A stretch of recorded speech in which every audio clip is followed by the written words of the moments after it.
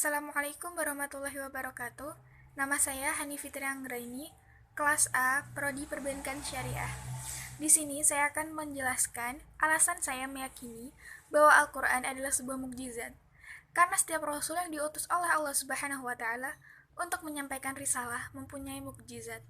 Mukjizat merupakan kejadian atau peristiwa ajaib yang sukar dijangkau oleh kemampuan akan manusia. Mukjizat bagi seorang rasul dan nabi merupakan salah satu identitas dari kerasulannya. Dan Al-Quran merupakan mukjizat terbesar yang Allah berikan kepada Nabi Muhammad SAW.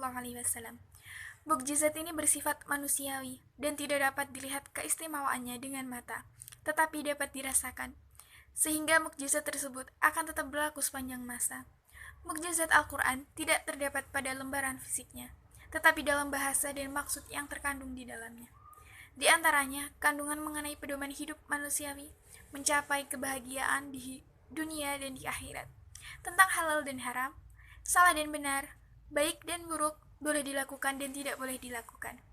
Al-Quran diturunkan kepada Nabi Muhammad SAW untuk disampaikan kepada umat manusia bagi kemaslahatan dan kepentingan mereka, khususnya umat mukminin. Kemaslahatan dapat berbentuk mendatangkan manfaat atau keberuntungan maupun dalam bentuk melepaskan manusia dari kemudaratan atau kecelakaan yang menimpanya. Di sini saya akan menyampaikan 2 ayat saja yang di dalamnya menurut saya sudah cukup meyakinkan saya. Berikut akan saya bacakan. A'udzubillahi minasyaitonirrajim. Bismillahirrahmanirrahim. Sunurihim ayatina fil afaqi wa fi anfusihim hatta yatabayyana lahum annahu al-haq. Awalam yakfi bi rabbika annahu ala kulli syai'in syahid.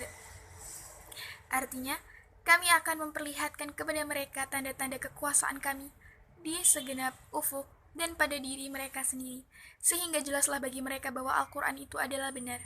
Dan apakah Tuhanmu tidak cukup bagi kamu bahwa sesungguhnya Dia menyaksikan segala sesuatu? Quran Surat Fussilat ayat 53.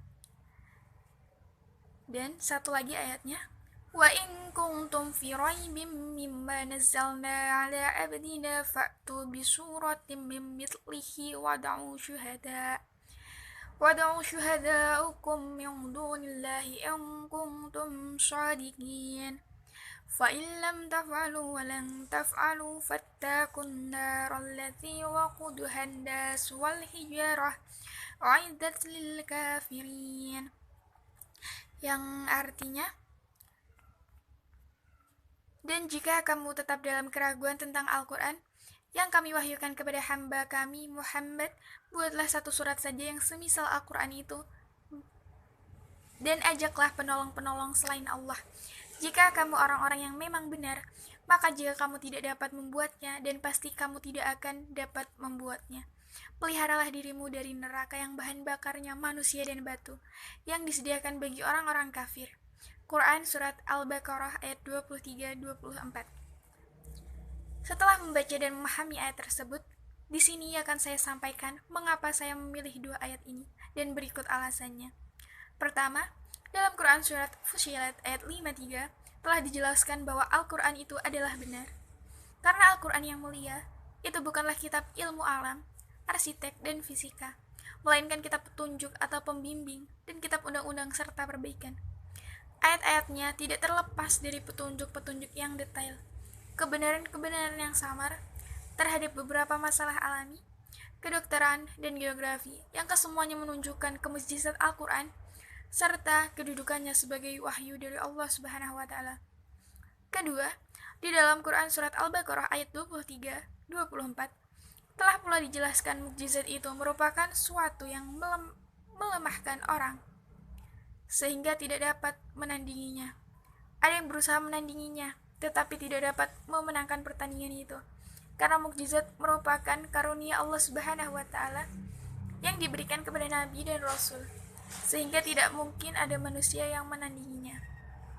Dan yang terakhir, di dalam Quran Surat Al-Baqarah ayat 23-24 pun diperingatkan tentang gambaran neraka, sehingga kita diperingatkan untuk memelihara diri kita agar tidak terjerumus ke dalamnya. Sekian yang dapat saya sampaikan, saya akhiri. Wassalamualaikum warahmatullahi wabarakatuh.